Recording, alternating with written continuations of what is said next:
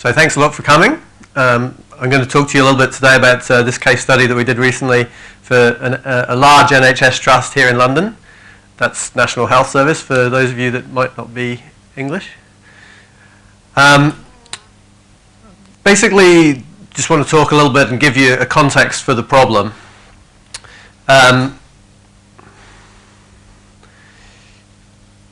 You'll be familiar with the term climate change. I guess at this stage it's very difficult to not be. But I suppose, without getting into some of the more controversial areas around climate change, the thing that really brought it home to me is the most recent intergovernmental panel on climate change started to talk not about avoidance of climate change, but about adaptation to the fact that it's happening. So this is a case study about the NHS, but really it's applicable to every organisation. But there are some twists that I'm going to put in there that are a little bit more specific to the NHS. Now, the other term that, of course, you can't have avoided over the last couple of years is austerity. Austerity is sort of part of every conversation, it seems. And when people look at these two things together, there's a temptation to see it a little bit like this. There's a train wreck waiting to happen here. People see talk about climate change and talk about, well, I mean, even the expression, you hear people talking about green tax. That's the way that it's seen. It's an additional cost that people have to bear. And at the same time that you're trying to deal with reducing budgets in real terms, then it's not a great situation. But the hypothesis that I would want you to sort of really take away is that sustainability is not a train wreck. Actually, if we go to the dictionary, sustainability is about being able to continue to do the things that you do today successfully into the future. And that means that it has to pay, right? You have to live within the budget that you can live within. So just a little aside, this is actually a real photograph, not a drawing that I put together. At the end of the 19th century, there was a railway between Missouri and Texas that had upgraded all of its locomotives. And they decided that, well, you know, one of the engineers had a bright idea. What can we do with all the old locos that we're now going to scrap? So they came up with the idea that they were going to put two engines on the same track, run them together at top speed, and see what happens. Now, the point of this was that rather than just writing off all that capital expenditure, they were actually selling tickets at $2 a head at the end of the 19th century. $2 a head to take you to view this spectacle. And perhaps there's a lesson there for us about some innovative business models that we can start to look at that can perhaps help us with climate change.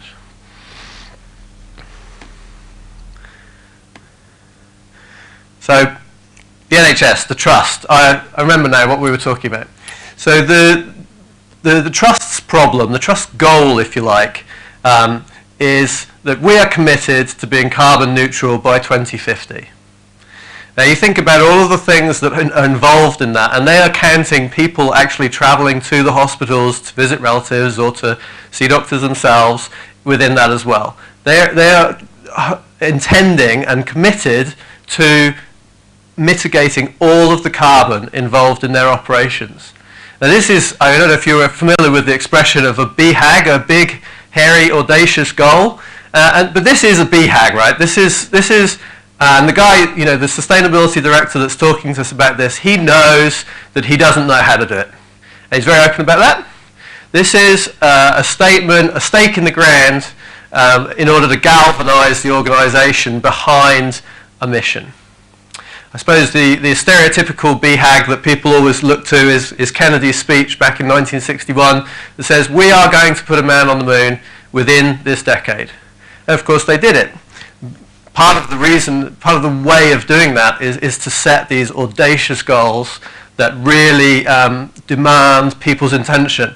Because it's very difficult when you're worrying about being late to pick up the kids from school, or you know, whether you're going to get through your afternoon surgery on time, and all of these type of things that take up our day-to-day time. It's very difficult then to focus on that 2050 goal where you think, I don't even know where I'm going to be in 2050. Some people, maybe, hopefully not me, not even wondering about whether they're going to still be here in 2050. I'm hoping to be myself, and I'm hoping that we achieve this goal. So that's great. That might be seen as a little abstract, a little fluffy, although, as I say, it's a tangible goal. There is also this 2008 Climate Change Act, which has actually committed the UK in a legally binding framework to achieving some of these radical carbon reduction goals. So there's a kind of a stick and a carrot. We have the vision, and we have the penalties that will apply when the lawyers get hold of it. So if you'll indulge me for a second, I just want to talk about Trakeo and give you a little bit of context about where we're coming from. So, hello, we seem to have gone backwards.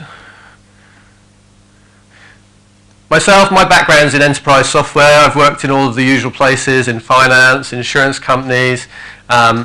I suppose my BPM experience started back in the Staffware days when workflow was the flavour of the month, and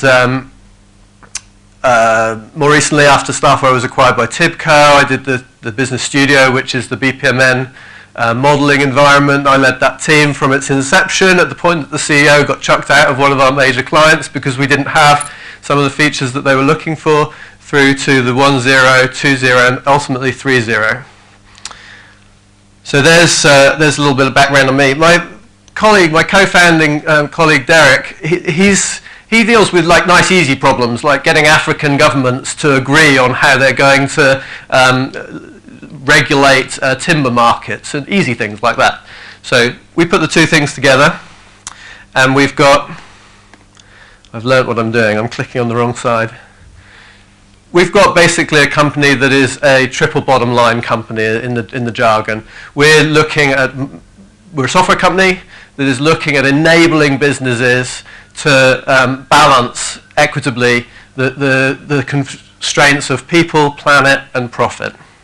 And absolutely squarely in the center of that is, of course, the profit, because sustainability is about being able to continue doing what we're doing. Has to pay. So technology, underneath the covers, and I'm more than happy to talk about some of these things in more detail, but I'm going to try and keep this particular presentation more on the business side. Underneath the covers, we're workflow, right? That's why I told you about my background at Tibco. We do workflow. We're very impressed with the Activiti engine. We've been using it, I've personally been using it pre-Trakeo since 2010 when Tom and Yoram started putting it together. It's a fantastic thing. It's great to see that it's getting sort of a top billing now this week. We also have business rules in there. A lot of I'll talk about some of the risk management things that we're doing in a minute, but a lot of the adaptability and configurability of the system stems from the fact that we can talk about business rules in ways that the business owners can really relate to and comprehend. And analytics, of course. When we talk about 2050, as I say, it's so far into the future, it's very hard.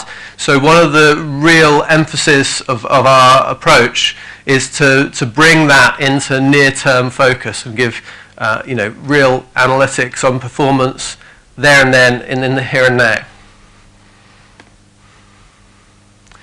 So, hopefully that gives you a little bit of context about where we're coming from, the problem that we're solving. So the solution, then, we would argue, is sustainability resource planning. Sustainability resource planning, what is that? That's another nice acronym, SRP.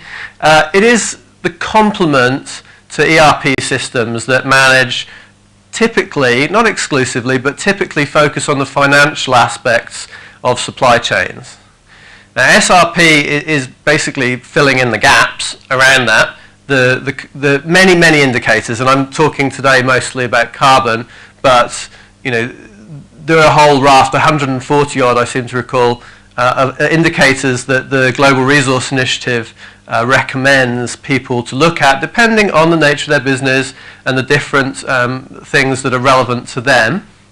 But just to give you a couple of examples that have cropped up within this project within the NHS Trust, they have a concern over something as fundamental as cotton uniforms. So scrubs that people wear in theatres and such. have to be sourced from cotton. Now, I don't know whether you're aware, but there's I think it's called the Orion Sea in Central Asia, has recently been declared actually no longer there. It's gone. It was the third largest inland water area on the planet in 2000. And this year, NASA's photographs from space have decided that it's gone. Why is that lake gone? Because of excessive water consumption associated with cotton production. So here in London, people in operating theatres might not be having something to wear, or at least might not be wearing the same thing in 5 or 10 years' time, because of these things that are happening in what seems to be just the other side of the world. How can that be relevant? So that's just an example. I have lots of examples. I'm more than happy to go into. There's a lovely one about hip replacements as well. So we're taking the supply chain apart and then looking at all of the individual pieces. Now, of course, sustainability data is notoriously gappy. You know, you can't even hope to begin to have complete data sets. So the first step is to create a baseline of what we do know. Second step is then to look at how we can attach risk profile to the pieces that we don't know, so that we can start to close out those gaps. And hopefully, well, okay, so then we go on to goal setting. Which gaps are we going to try and close? Which things are going to get us the most economic return? And finally, I sort of mentioned a little bit about analytics as well. So hopefully you can start to get a flavour of why this is a workflow type problem.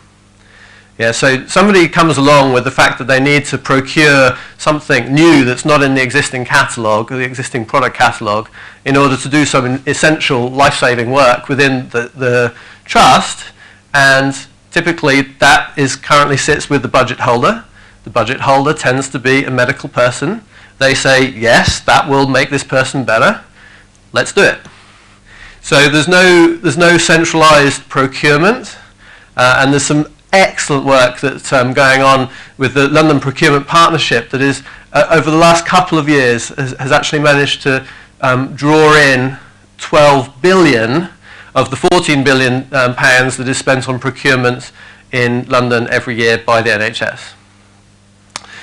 So they're starting to look at putting in what would probably be, fairly ordinary best practices about procurement, and centralising that product catalogue, starting to rationalise that product catalogue, and where we come into the picture is then to start looking at where alternatives exist for, either because we need to, like in the cotton example, or where we may be able to reduce the carbon.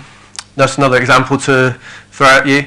So wheelchairs can be made out of aluminium, or they can be made out of steel. There's hardly any difference in the cost. I guess if you're in the situation that you need to have a wheelchair, you may have a particular preference, I don't know. But actually, the carbon involved in creating an aluminium wheelchair is like more than, like several times larger. So by inserting this sustainability data into the procurement chain, we can start to influence those decisions. And like crucially important, that I'm just going to keep coming back to and emphasizing, that doesn't make any financial difference. It's just about having the workflow that delivers the information to the guy that is negotiating a contract or making a purchase of those wheelchairs at that time. Okay, and I spoke a little bit about real-time feedback, which is crucial too. So these are the things that I'm going to try and drill into a little bit more. Okay, so we'll start with the baseline, look at the risks, goal settings, and real-time feedback. So supply chain baseline, we're starting from scratch with this project. The trust has basically, they have 8,000 suppliers. They spend £1.2 billion every year.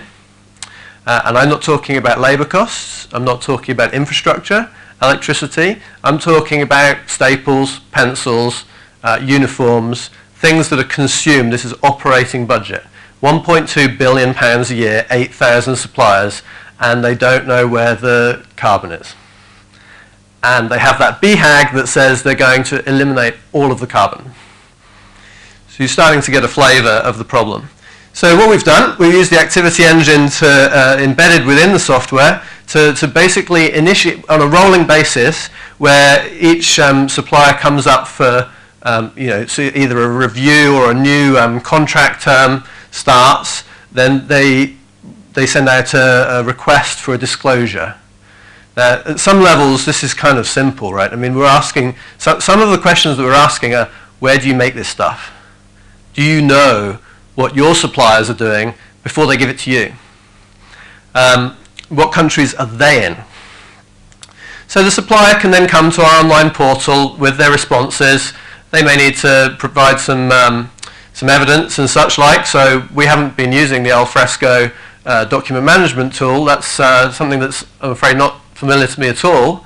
But you can see that there may be a case for doing something there too.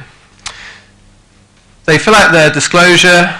We then send that to a sustainability consulting practice that we have a relationship with here in London, a global company called Anthesis, if you might have heard of them. They provide an evaluation of the responses. We then give the client a scorecard, and we're looking at, back to innovative business models, we're looking at actually charging them for that because it comes with the stamp of approval from the trust that says this is good enough for our requirements. So those suppliers can then take that seal or certificate and go and hand it to other trusts and say, look, this is good enough for Bart's. So, hopefully that means that it will be good enough for you. And Bart's is, they see themselves very much as a leader in this space. They are intending to drive forward the standards of sustainability that exist within the health service today. So once we've got the scorecard or the certificate to the client, to the supplier, then we also then go on and calculate a whole bunch of indicators. This particular case study, we're looking very, very centrally on carbon. But there are others as well, like labour force conditions. Do you know where, well, I'll talk about that in risk management in a minute. And of course, the end part of that story is to look at those indicators and present them in innovative and interactive ways to folks so that they can make good decisions and be engaged. So I think you got the hint that there was going to be some workflow in here. I decided that the XML was probably not appropriate. So this is very, very simple level view, top level view of the process that we're running for this baselining exercise. So this is executing in the Activiti engine. We have,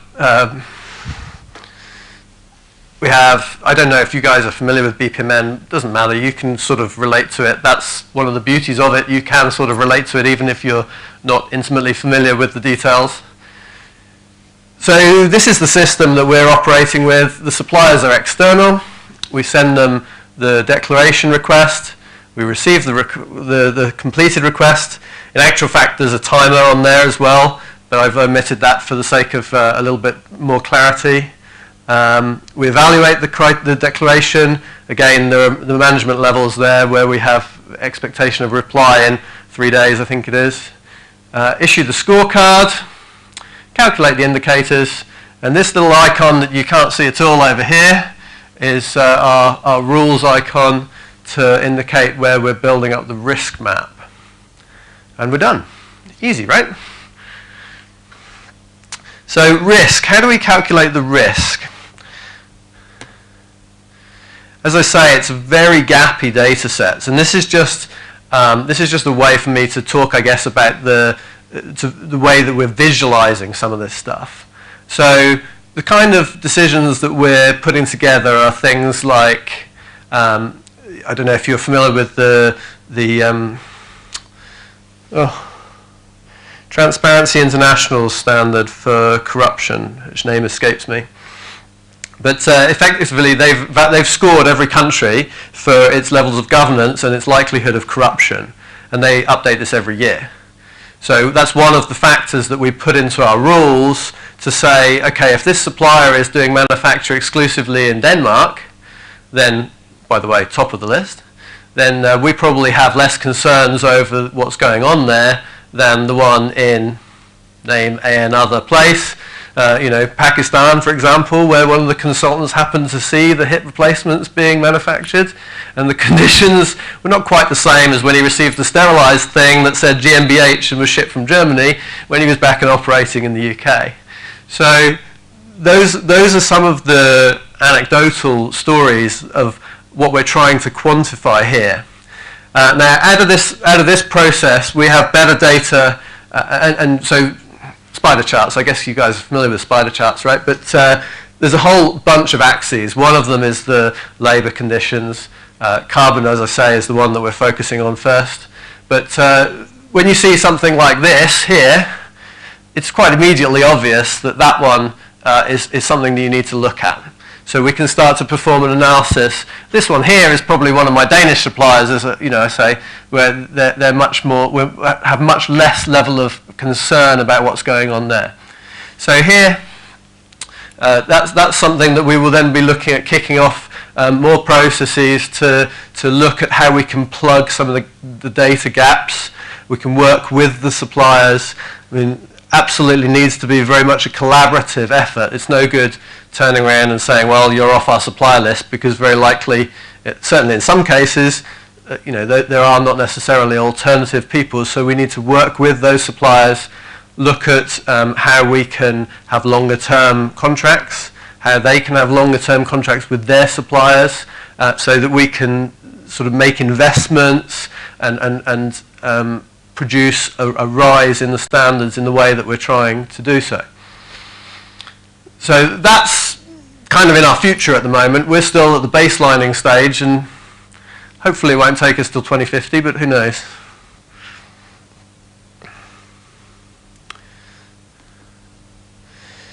Another tool to look at this point, which is sort of at the decision making at the end of the baselining exercise. This is a tool called a marginal abatement cost curve, and what it's doing is basically plotting options for you. It's saying that, so up the y-axis we have the amount of carbon that is being, the cost of the carbon that is being saved per ton, and across the x-axis we have the amount of carbon that's being saved. So it's a sort of a cost-benefit tool. If you broadly speaking, if you've got a wider column, you're going to save more stuff. But potentially, as you see on the far right, you have some wide columns that are actually going to cost you a lot of money. And these ones are actually ones that are produced previously for when they were looking not at the procurement, but looking at the facilities. And basically the bottom line is, if you haven't got a combined heat and power plant, then you need to have one. That's the cheapest, fastest way to reduce your carbon. LED lighting is probably second. When it starts talking about sort of trying to improve the modes of transport that people use to reach the hospital, and trying to look at electric cars or something of that kind to help people take the journey to hospital, perhaps older folks that not so mobile and need to be ferried. Those are actually the ones that are on the right hand side that unfortunately are not currently cost effective. And because we're working in a public sector environment, that's potentially something that can be influenced. So one of the neat tricks here is that if the government changes the regulatory environment, you can effectively raise the x-axis. So things that were not cost-effective can become cost-effective. And you see that type of thing with sort of feed-in tariffs and such that are just being shut down now because, for solar power generation and wind power generation.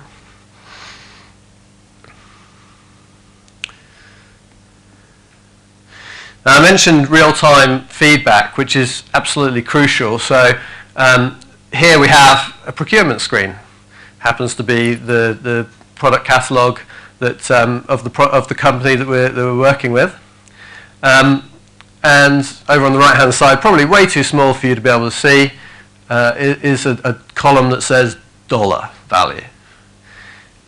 We're basically driving additional data into these sheets so you can see at the purchasing point the carbon value as well as the dollar value.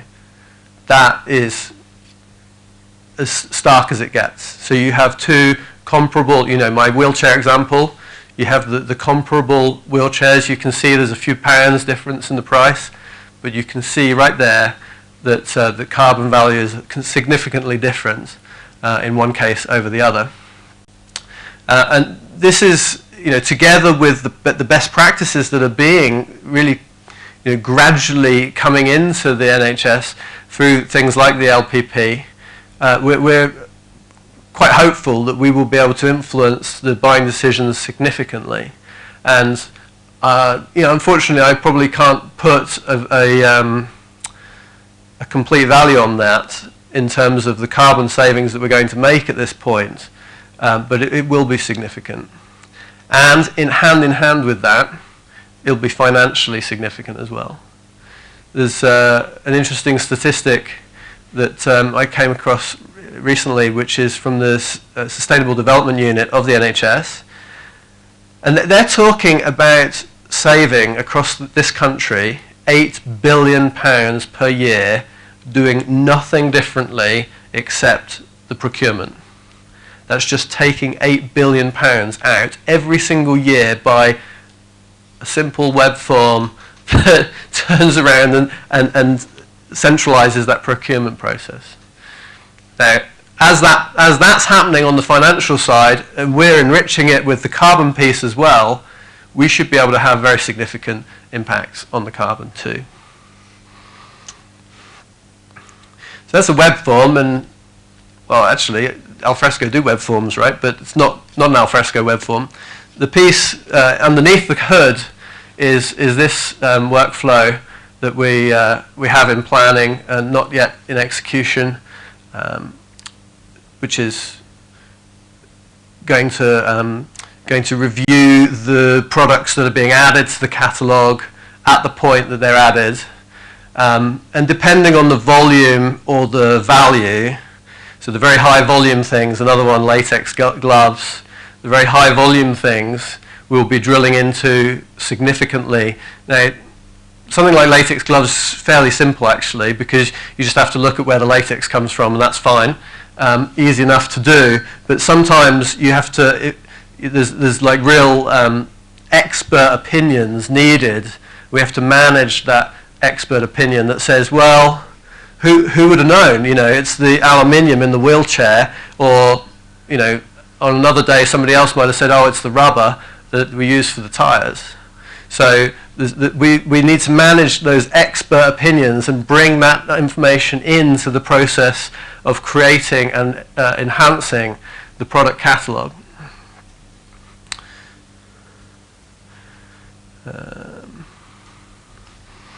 Okay.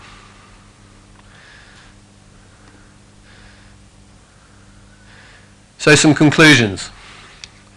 What would I like you to take away today? I would like you to take away the fact that sustainability is not a train wreck. Okay, this is about managing the profit side of the equation at the same time as managing the people side and the planet side. What else do I want to take away? I'd like you to take away the fact that Activiti is your ace in the hole. It is a fabulous way of embedding complex workflow that can be people to people, as in the examples that I was just talking about, but can also be system to system. We haven't really sort of talked about that in this particular case, but many systems can be integrated very simply in a simple Java interface. But I need to stop talking now because that would be the technical session. Okay, now I just saw the board for the timing board, so I'm just slightly late, but I can take some questions.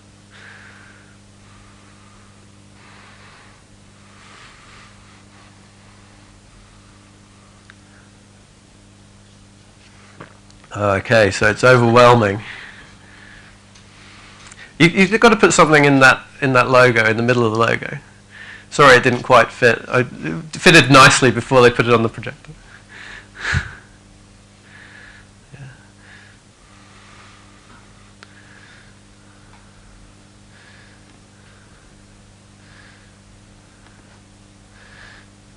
Okay. So thank you very much. Very kind. Here are some resources that you can download and have a look at if you wanted some of the stats that I was quoting there.